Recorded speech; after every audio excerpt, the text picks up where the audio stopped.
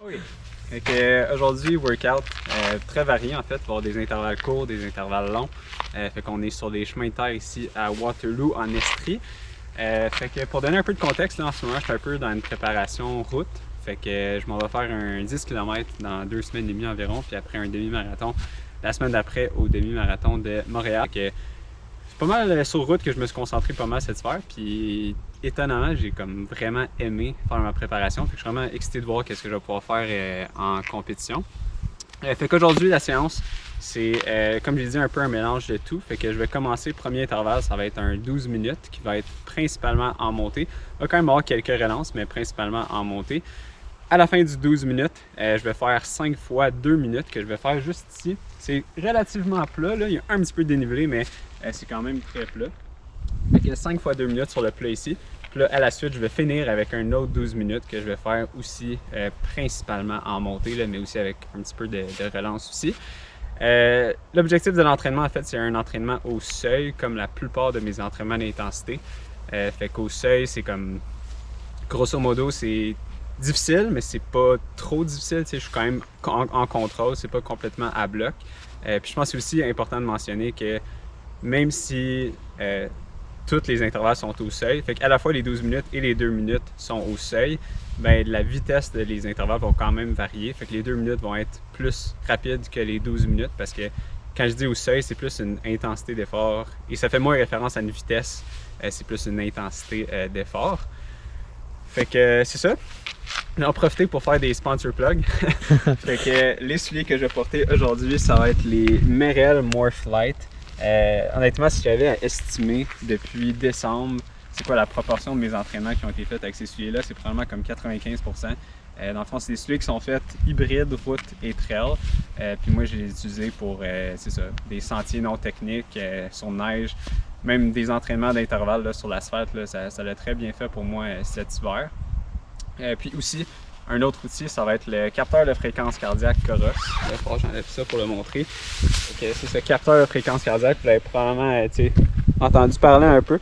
Fait que ça va autour du bras ici. Honnêtement, c'est ça. Depuis que je l'utilise, ça marche vraiment bien.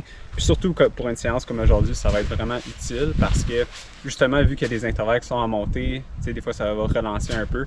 Je peux pas trop me fier à ma vitesse. Fait que pour un entraînement comme aujourd'hui, la fréquence cardiaque, ça va être vraiment un bon outil pour savoir c'est quoi l'intensité de mon effort. Donc on passe ça pour le warm-up. Alright.